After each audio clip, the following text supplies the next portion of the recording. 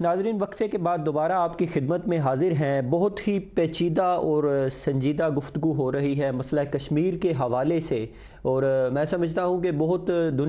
پوری دنیا کی نظریں جو ہیں اس مسئلے کے حوالے سے جو ہے وہ دکھائی دیتی ہیں، اس پر فوکس ہے۔ میں ڈاکٹر صاحب آپ سے یہ پوچھنا چاہوں گا کہ جس طرح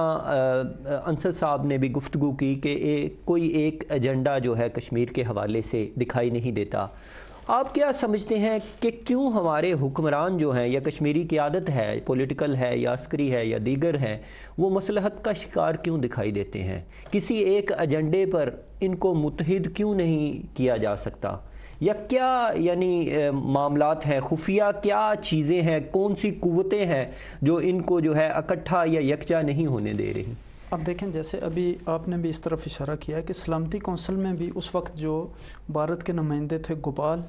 انہوں نے بھی یہی کہا تھا کہ کشمیریوں کو یہ آپشن دیا جائے گا۔ اب دیکھیں کہ ہر جگہ پہ انہوں نے تسلیم کیا، لیکن آپ دیکھیں کہ یہاں پچھلے دنوں جب واجپئی آئے تو یہاں برٹش کشمیری جو ہیں وہ انہوں نے کتنے بھرپور طریقے سے یہاں مظاہرہ کیا، اور پوری کمیونٹی نے اکٹھے ہو کے ماشاءاللہ ایک اچھا وہاں مظاہرہ کیا۔ لیکن وہی واجپئی جب پاکستان گیا تو پاکستانی حکمرانوں نے آپ کے سامنے کیا میسج دیا ساری دنیا کو، اپنے گھروں میں بلا کے ان کو دعوتیں کھلائیں۔ اور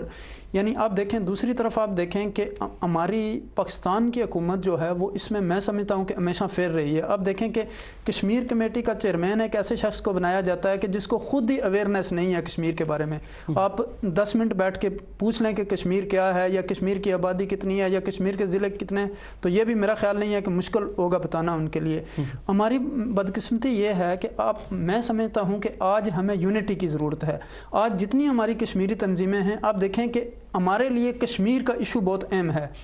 یہ اہم نہیں ہے کہ میں کس جماعت سے تعلق رکھتا ہوں، انصر صاحب کس سے ہیں، آپ کس سے ہیں۔ اگر آج ہم اس ایک نقطے پہ جمع ہو جائیں کہ سب سے پہلے ہمارا ایجنڈا جو ہے وہ آزادی ہے،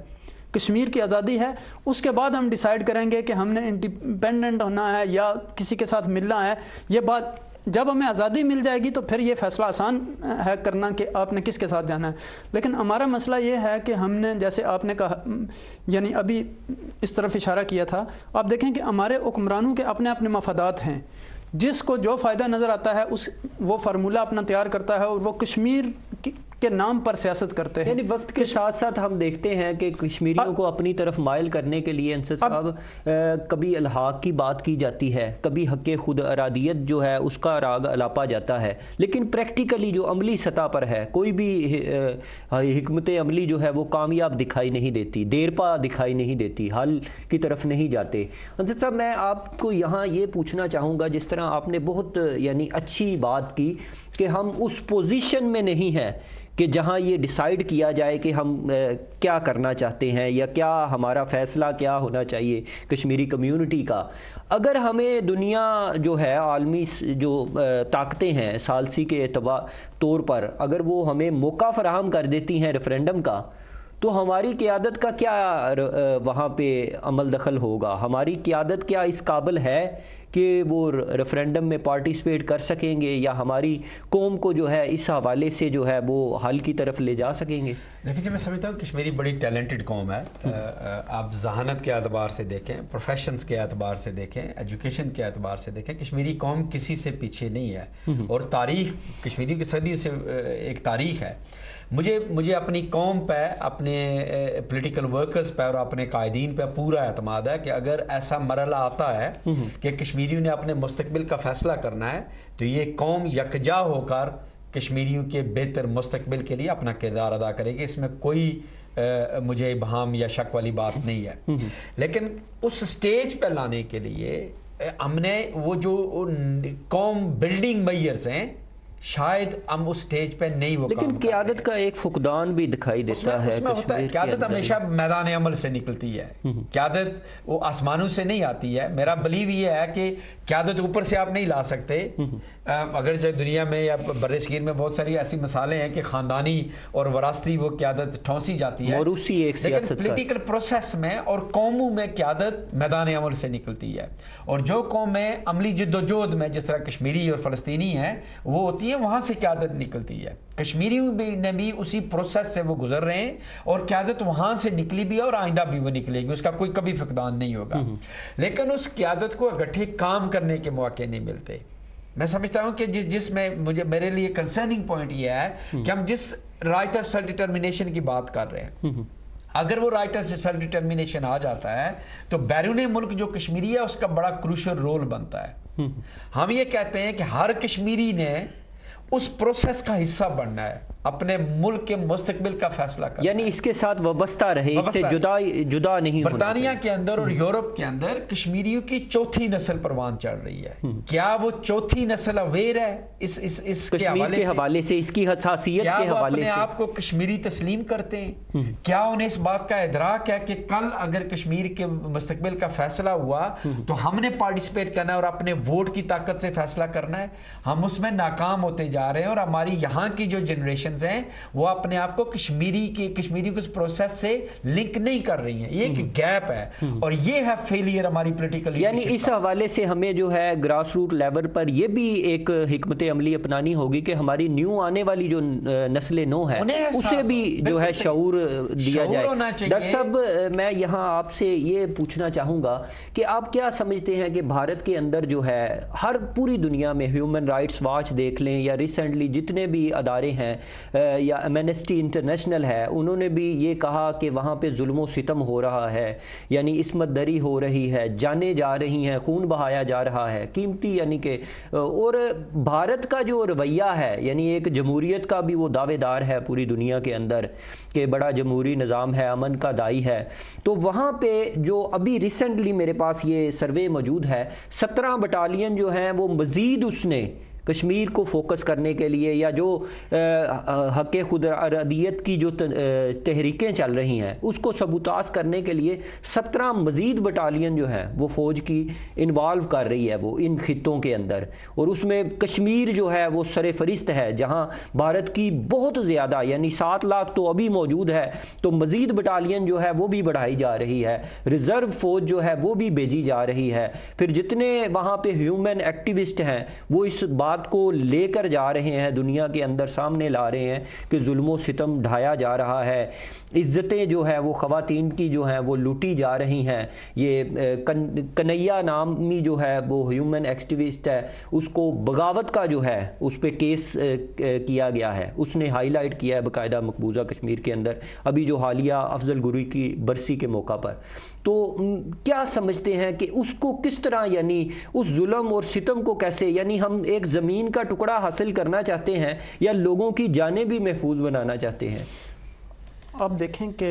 میں سمجھتا ہوں جیسے کسی شاعر نے کہا ہے کہ ظلم پھر ظلم ہے، بڑھتا ہے تو مٹ جاتا ہے، خون پھر خون ہے، گرتا ہے تو جم جاتا ہے، اور میں سمجھتا ہوں کہ یہ ہندوستان کی یعنی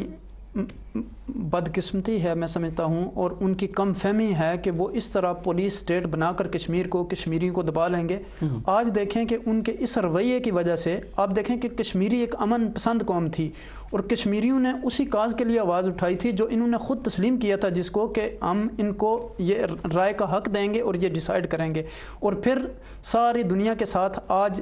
یعنی یہ وعدے کرنے کے باوجود بھارت نے پھر آج اس نے کہا کہ اٹوٹا گیا کشمیر ہمارا۔ تو اب دیکھیں کہ اب تو بھارت کے اندر سے بھی یہ آوازیں اٹھنی شروع ہو گئی ہیں۔ اب دیکھیں پچھلے دنوں دہلی یونیورسٹی کی پروفیسر نے اس نے کہا ہے کہ یہ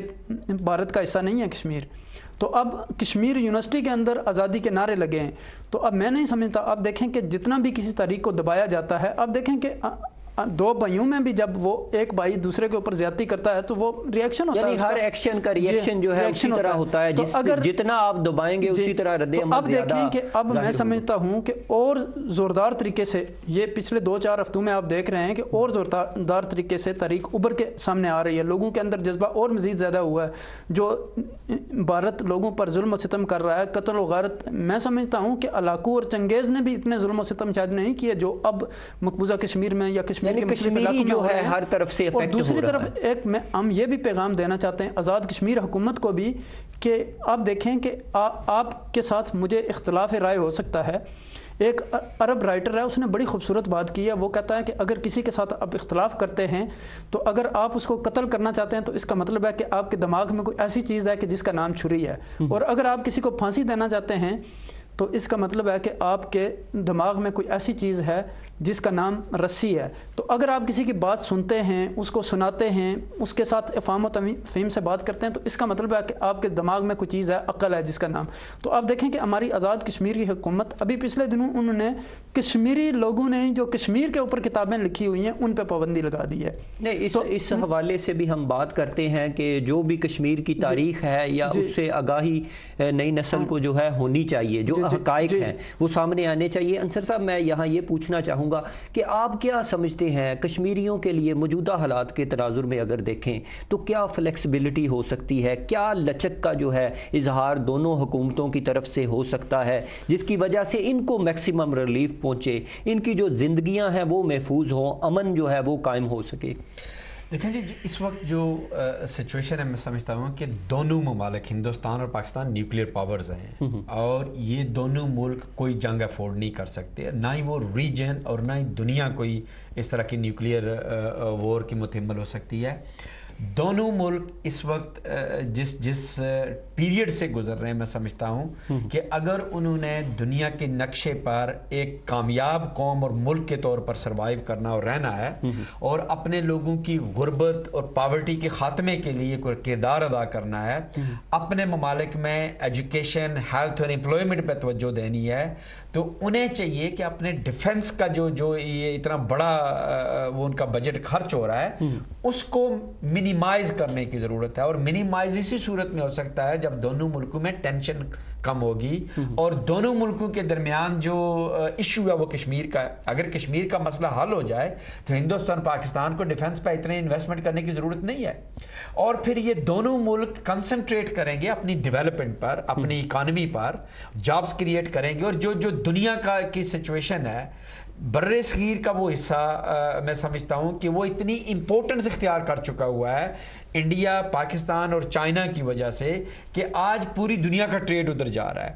اور اس ریجن میں اگر امن آتا ہے تو اس میں دونوں ممالک کے انٹرسٹ میں یہ بات جاتی ہے. اس بات کو سامنے رکھتے ہوئے انہیں فوری طور پر ایک تو یہ کرنا چاہیے کہ کشمیریوں میں سیز فائر لائن کو فلیکسیبلٹی لائیں اور کشمیریوں کو, دونوں طرف کے کشمیریوں کو ملنے دیں, انہیں ٹریڈ کی اجازت دیں, کشمیریوں کو ملنے دیں اور کچھ پیریڈ کے لیے انہیں یہ موقع دیں کہ وہ اکٹھے مل بیٹھ کر اس کے بعد ریفرینڈم کروائیں, جس طرح کہ آج برطانیہ کروا رہا ہے. یورپین یونین میں رہنے یا نہ رہنے کا اسکاٹ لینڈ کے لوگوں کو حق دیا گیا ہے. بالکل اسی طرح یہ کشمیریوں کو رائٹ دیں جو انہوں نے وعدہ کیا ہے کہ وہ اپنے مستقبل کا فیصلہ کریں. کشمیری جو بھی فیصلہ کریں, وہ ہندوستان کے ساتھ جانا چاہیں, وہ پاکستان کے ساتھ جانا چاہیں, وہ خود مختار رہنا چاہیں, ان کو اس کے فیصلے کو عمل درآمد کریں, اس کو آن کریں اور پھر اس ریجن کی پراسپیرٹی کے لیے سب مل کے کام کریں. وہاں پہ انصر صاحب جو حالات دیکھے جا رہے ہیں, یعنی لوگوں کو مسائل جو درپیش ہیں, جو بنیادی ضروریات زندگی ہیں, مثلا صحت کے حوالے سے یا ایجوکیشن کے حوالے سے یا دیگر اس کے حوالے سے کیا یعنی اقدامات اٹھائے جا سکتے ہیں پازیٹیولی جس سے لوگوں کو میکسیمم ریلیف؟ میں یہ کہہ رہا ہوں کہ جب تک امن نہیں ہوگا, یعنی قومیں ترقی تب کرتی ہیں جہاں امن ہوتا ہے, جہاں سیکیورٹی کے پرابلمز نہیں ہوتے ہیں, جہاں آپ زیادہ انویسٹمنٹ کرتے ہیں ہیلتھ, ایجوکیشن اور جابز کریشن کے لیے, انڈسٹری لگتی ہے. آج دنیا جس طرف جا رہی ہے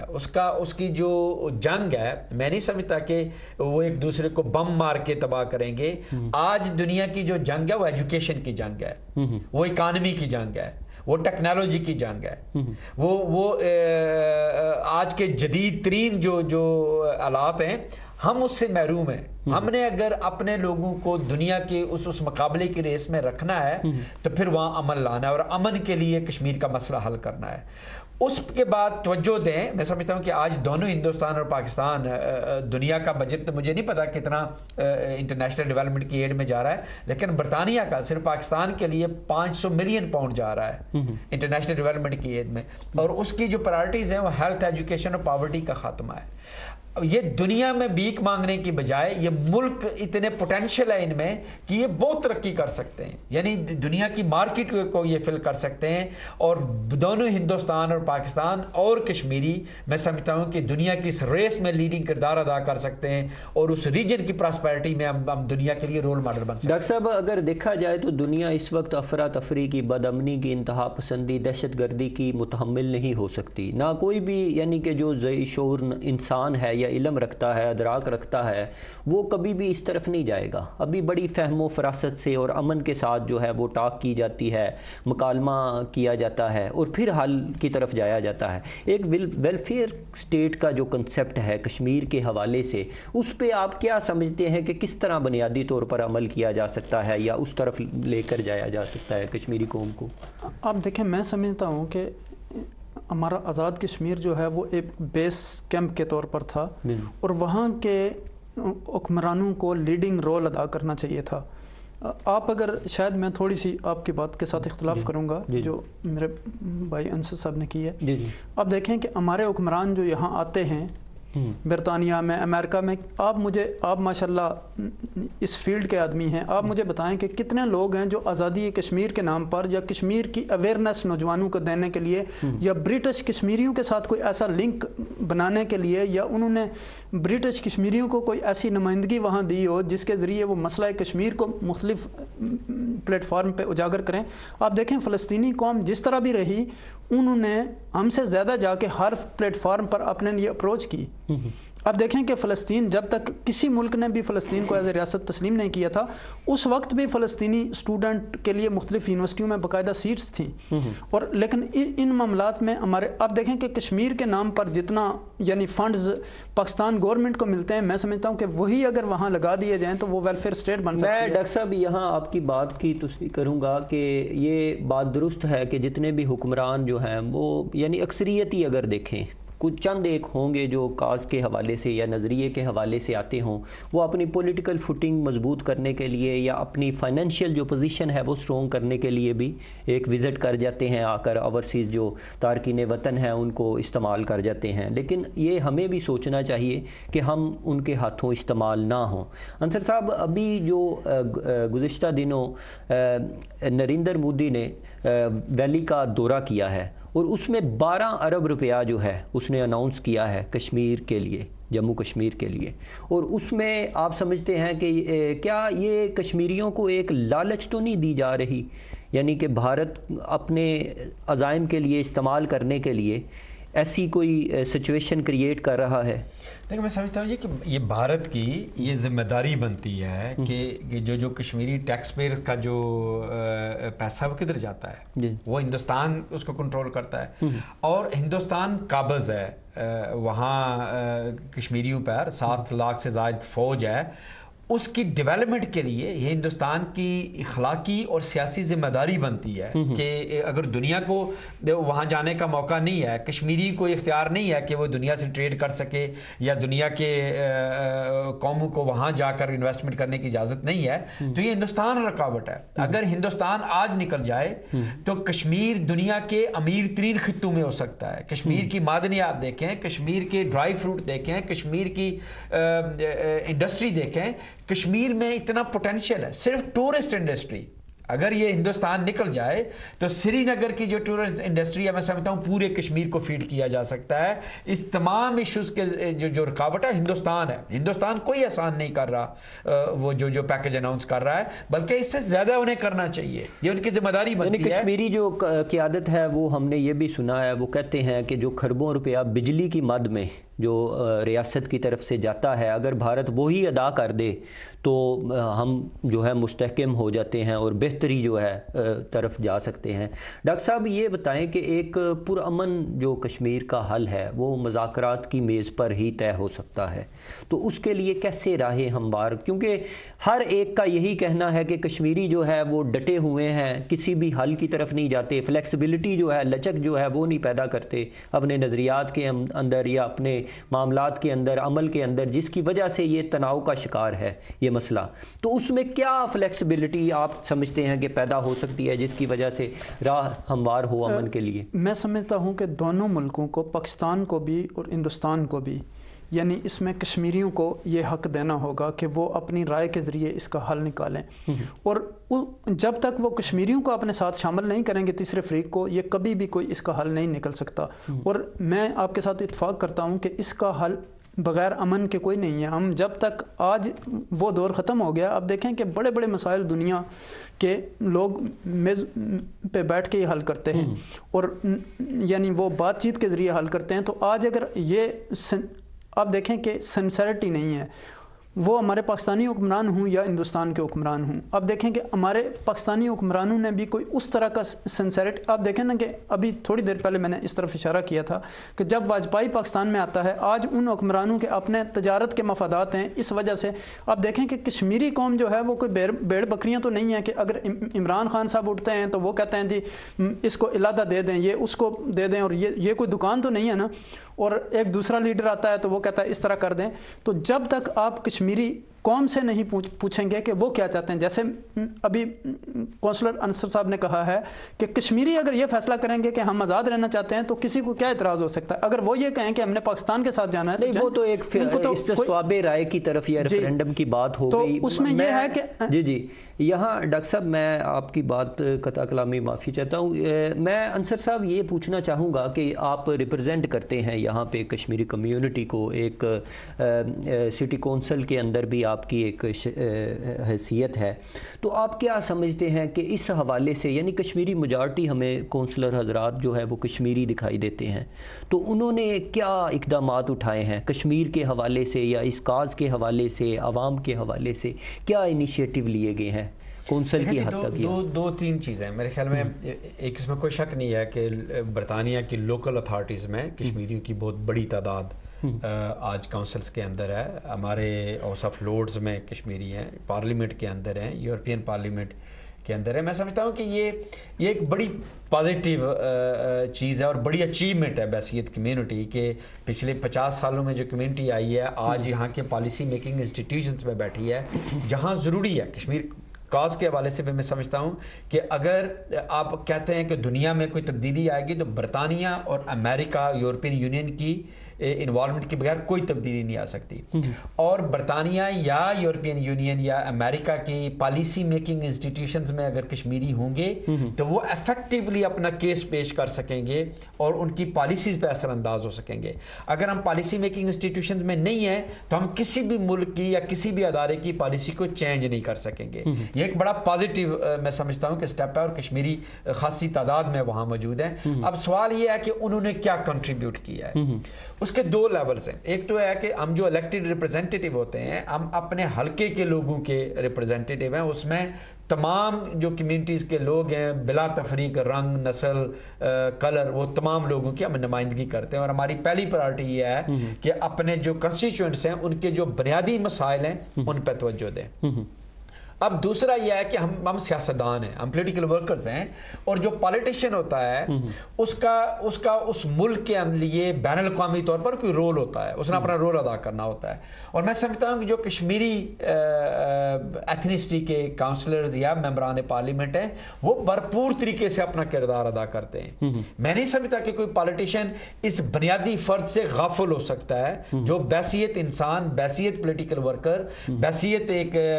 پالیٹیشین اس کی ذمہ داری میں شامل ہے۔ اس میں برطانیہ کا جو کشمیری ہے، چاہے وہ عام سطح کا کشمیری ہے یا وہ کاؤنسلز کے اندر ہے یا پارلیمنٹ کے اندر ہے یا ہاؤس آف لارڈ میں بیٹھا ہے، وہ اپنا بھرپور کردار ادا کر رہا ہے۔ لیکن یورپین پارلیمنٹ کے اندر بھی ہمارے لوگ موجود ہیں، پھر ممبر پارلیمنٹ بھی ہیں، دیگر جو یعنی کونسلز کے اندر بھی میجارٹی دکھائی دیتی ہے، لیکن اس سطح پر میں سمجھتا ہوں کہ ابھی تک کوئی انیشیٹو ایسا دکھائی نہیں دیا کہ جس میں کوئی انوالو کیا جائے یہاں کے۔ میں کہہ سکتا ہوں دس از the beginning، وہ تعداد نہیں ہے۔ فار ایگزامپل آپ برمنگھم لوکل اتھارٹی کو دیکھ لیں جہاں 120 کاؤنسلر ہے اور وہاں جو تقریباً 16-17 کشمیری کاؤنسلرز ہوں، وہ اس تعداد میں نہیں ہے۔ بالکل پارلیمنٹ کے اندر دیکھیں جہاں 600-650 کا ایوان ہے، وہاں اگر 5, 6, 7, 10 لوگ اگر ہوں گے تو وہ تبدیلی نہیں لا سکیں گے۔ لیکن ہم اس سفر کی طرف چلیں، ہم دیکھیں برطانیہ کی پارلیمنٹ میں ڈیبیٹ ہوتی ہے، کاؤنسلز کے اندر ریزولوشن پاس ہوئے ہیں، اور یہ ایک سفر ہے جس کی طرف برطانیہ کا کشمیری چل رہا ہے۔ میں یہ جو بات کر رہا تھا نا کہ ہمیں کوآرڈینیشن ہونی چاہیے، کہ اس میں برطانیہ کے کشمیری کا رول آئیڈینٹیفائی ہونا چاہیے، اس پہ اس نے کام کرنا ہے. سری نگر کا کشمیری جس کی لمیٹیشن سے وہ باہر نہیں نکل سکتے, اس نے کیا کردار ادا کرنا ہے, اور آزاد کشمیر کے کشمیری نے کیا کردار ادا کرنا ہے. یعنی تینوں سطحوں پہ اگر پورے یورپ کی ہم اگر پوری دنیا کے اندر جتنے بھی اوورسیز کشمیری ہیں ان سب کا جو ہے وہ ایک کردار جو ہے وہ سامنے. ڈاکٹر صاحب میں یہاں یہ پوچھنا چاہوں گا کہ تارکین وطن کا ایک بڑا اہم کردار ہے اس کے اندر, تو آپ کیا سمجھتے ہیں کہ یہاں سے کوئی سپورٹ جا رہی ہے تحریک آزادی کشمیر کو, کوئی تقویت پہنچ رہی ہے؟ بیسیکلی میں سمجھتا ہوں جس طرح ابھی انصر صاحب نے کہا ہے, اور میں سمجھتا ہوں کہ ماشاءاللہ انہوں نے پہلے بھی کام کیا ہے اس حوالے سے, اور ہمارے کونسلر غلام حسین صاحب ہیں, انہوں نے اس حوالے سے کافی اور بھی کونسلرز, انہوں نے ایک شاید گروپ بھی بنایا تھا فرینڈز آف کشمیر کے نام سے. تو میں سمجھتا ہوں کہ یہاں کی کمیونٹی تیار ہے, لیکن اس کے لیے کوئی ایسا انہیں لیڈرشپ چاہیے ہے جو ان کو انوالو کر سکیں. اب دیکھیں کہ اب یوتھ جو ہمارے ہیں ان کو ہم کشمیر کاز کے ساتھ اس طرح نہیں اٹیچ کر سکے جس طرح ہمیں کرنا چاہیے تھا. اب دیکھیں کہ یہاں اور بے شمار کاز پہ جلسے ہوتے ہیں, جلوس ہوتے ہیں, لیکن جس طرح ایک کشمیری کاز کی ایک روح تھی اس کو ہم یعنی کمیونٹی تک پہنچانے کے لیے کامیاب نہیں ہوئے. لیکن اس کے باوجود بھی یہاں آپ دیکھیں جس طرح ابھی آپ نے یہ بات کی تھی کہ ویلفیئر اسٹیٹ, تو یہاں جو ہماری کشمیری کمیونٹی ہے اگر وہ یہ فیصلہ کر لیں, مثلا کونسلر ہیں وہ اپنا رول پلے کر سکتے ہیں, یہاں کشمیری ڈاکٹرز ہیں, یہاں کشمیری ٹیچر ہیں, ہر فیلڈ میں کشمیری ماشاءاللہ ان کا ٹیلنٹ ہے. اور اگر ہمارے اندر کوارڈینیشن ہو ایک, اور ایسی ایک ٹیم ہو کہ جو فرینڈز آف کشمیر کے نام سے ہو, اس میں ٹیچرز بھی ہوں, اس میں ڈاکٹر بھی ہوں, پروفیسر بھی ہوں, اسٹوڈنٹس بھی ہوں, ہر فیلڈ کے لوگ ہوں, ان کو نمائندگی دی جائے. اور پھر جو کام وہاں حکومت نہیں کر سکتی, میں سمجھتا ہوں کہ اگر واقعی ہم سنسیریٹی کے ساتھ یہ کام شروع کر دیں تو ہم گورنمنٹ سے بھی زیادہ بہتر طریقے سے وہاں لوگوں کی سپورٹ کر سکتے ہیں, ان کے ساتھ کھڑے ہو سکتے ہیں, اور یہاں کی ایسی آرگنائزیشن کے ذریعے ہم کشمیری کو سپورٹ کروا سکتے ہیں کہ جو وہاں انٹر ہو سکتے ہیں, خاص کر مقبوضہ کشمیر میں. تو یہ ہمارا ایک یعنی ان کو ابتدائی طور پر بنیادی جو سہولیات ہیں ان کی طرف سے جو ہے ریلیف پہنچنا چاہیے. انصر صاحب میں یہاں یہ بھی پوچھنا چاہوں گا کہ ہمارے پاس بہت بڑی یہ مثال ہے, بہت بڑی کشمیریوں کے لیے, اور خاص طور پر یہ تحریک آزادی کشمیر کے حوالے سے اگر بات کریں تو یہ جو حالیہ ریفرینڈم ہوا برطانیہ کا, تو کیا ایسی کوئی راہیں ہموار نہیں کی جا سکتی پارلیمنٹ کے اندر یا کونسلز کے ذریعے کہ کوئی ایسی سچویشن کریٹ ہو, نہ قتل و غارت ہوتی ہے, نہ کوئی بندہ ہلاک ہوا, نہ کوئی ایسی سچویشن کریٹ ہوئی, بڑی پیسفلی جو ہے وہ یس اور نو ووٹ پہ جو ہے وہ ریفرینڈم جو ہے وہ عملی سطح پر ہمیں دکھائی دیا. تو ایسا کشمیر کے حوالے سے کیوں نہیں ہو رہا؟ میں سمجھتا ہوں جی کہ اس کا بنیادی جو رول بنتا ہے ہندوستان اور پاکستان کا بنتا ہے. جب تک یہ دو ملک اس بات پر اتفاق نہیں کریں گے اس وقت تک اس معاملے کو آگے لیکن کسی بھی طرح دیکھا جائے تو چائنا بھی اس میں شامل ہے. چائنا رول پلے کر سکتا ہے اس ریجن میں. سمجھتا ہوں کہ چائنا ایک بڑا رول پلے کر سکتا ہے. چائنا ایک بڑی طاقت ہے اور چائنا کا انفلوئنس ہے دونوں ممالک پہ, اور اس ریجن میں عمل لانے کے لیے چائنا کو لیڈ لینی چاہیے. میں سمجھتا ہوں کہ وہ انفلوئنس کر سکتا ہے, جو بدقسمتی سے ایسا نہیں ہوا ہے. لیکن بین الاقوامی برادری وہ پریشر ڈال سکتی ہے. میں سمجھتا ہوں کہ ہندوستان سے جو ہماری برطانیہ کی حکومت ہے یا دیگر بین الاقوامی برادری ہے وہ ٹریڈ کے لیے دوڑی جا رہی ہے, اگر وہ اپنے ہیومن رائٹس کے حوالے سے جو ان کی ذمہ داریاں بنتی ہیں یا یونائٹڈ نیشن میں جو انہوں نے کمٹ کیا ہوا ہے, یہ وہ کنڈیشن ہندوستان کے ساتھ رکھے کہ ہم آپ کے ساتھ ٹریڈ کریں گے, لیکن آپ نے جو ایک تو ہیومن رائٹس کی جو آپ کا کردار ہے, جو کارنامے ہیں پچھلے کئی سالوں سے, اس کو امپروو کرنا ہے. ہیومن رائٹس یعنی کہ بین الاقوامی ناظرین ہم اپنے اختتام کی طرف رواں دواں ہیں. بہت اچھی جو ہے وہ رائے ان کی آئی کہ جو بین الاقوامی کمیونٹی ہے اس کا انفلوئنس جو ہے وہ بھی اس کشمیر کے معاملے کے حوالے سے دباؤ جو ہے دونوں ممالک کے اوپر بڑھایا جائے, اور کشمیریوں کو میکسیمم جو ہے وہ ریلیف ملنا چاہیے, کیونکہ وہاں پہ قتل و غارت ہو رہی ہے, بوڑھا ہے, بچہ ہے, جوان ہے یا عورت ہے یا مرد ہے, وہ کشمیری کی زندگی جو ہے وہ ضائع ہو رہی ہے, کشمیری جو ہے وہ سروائیو کر رہا ہے. تو وہاں پہ ریلیف پہنچنا چاہیے, قیمتی جو جانیں ہیں ان کو محفوظ بنایا جائے, نہ کہ زمین کا یہ تنازع نہیں ہے. ہمیں جو وہاں پہ مخلوق بستی ہے اس کی زندگی مقدم ہے, ان کی حیثیت جو ہے وہ مقدم ہے. اس مسئلے کو حل کرنے کرنے کے لیے پوری دنیا کا جو عالمی امن عامہ کی جو کمیٹیاں ہیں، جو انسانی حقوق کی تنظیمیں ہیں، ان کو اپنا پازیٹیو کردار ادا کرنا ہوگا۔ ایک نئے عزم کے ساتھ، ایک نئے پروگرام کے ساتھ اگلے جمعے آپ کی خدمت میں دوبارہ حاضر ہوں گا۔ اپنے دونوں میز جو میرے مہمان ہیں معزز، ڈاکٹر مسعود رضا صاحب، انصر علی خان صاحب، ان کے ساتھ اجازت دیجیے۔ شکریہ۔